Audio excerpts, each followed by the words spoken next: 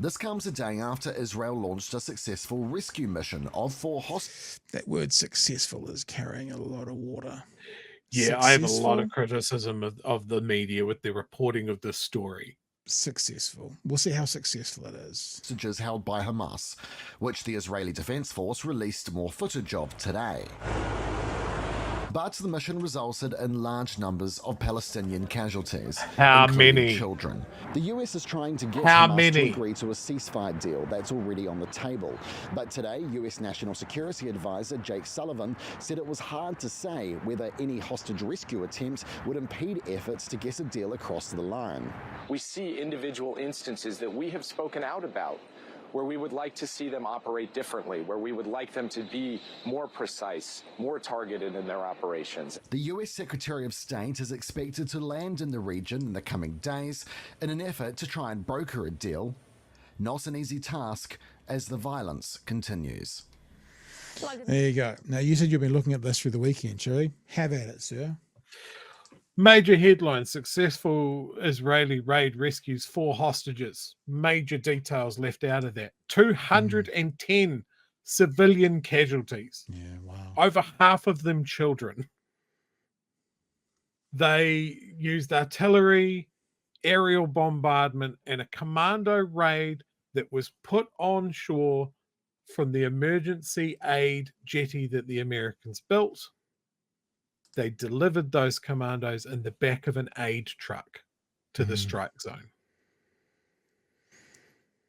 That is despicable, and I think just absolutely underlines the whole thing that we've had around this latest kerfuffle in the area. Could value one that they actually- will put on Israeli lives Yeah.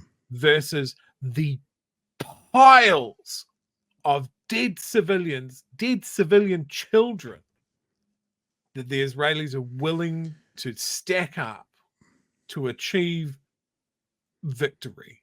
Yeah. And it's very clear to me that the victory is a parking lot that they can do whatever they want with. 2 things, yeah. What you've just described is a war crime, right? Absolutely. Civilians, using, because you're not allowed to use a medical kind of,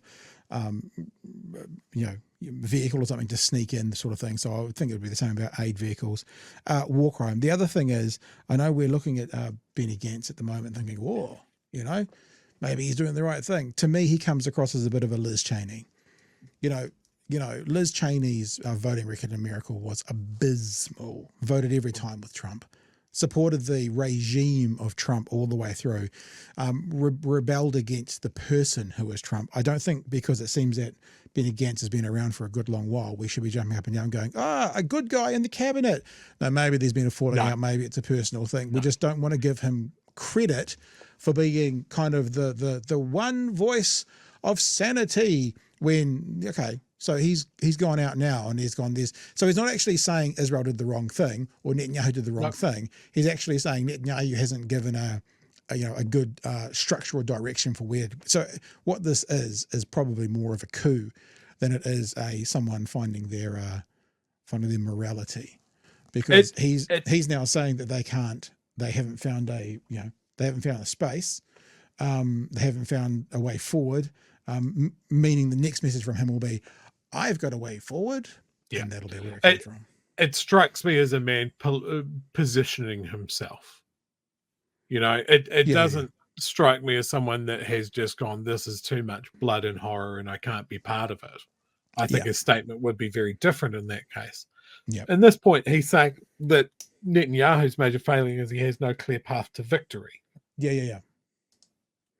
So this guy still thinks he has a path to victory here. It's not personal accountability. It is him positioning himself to be potentially the next prime minister, the next leader, as he sees Netanyahu's popularity plummet.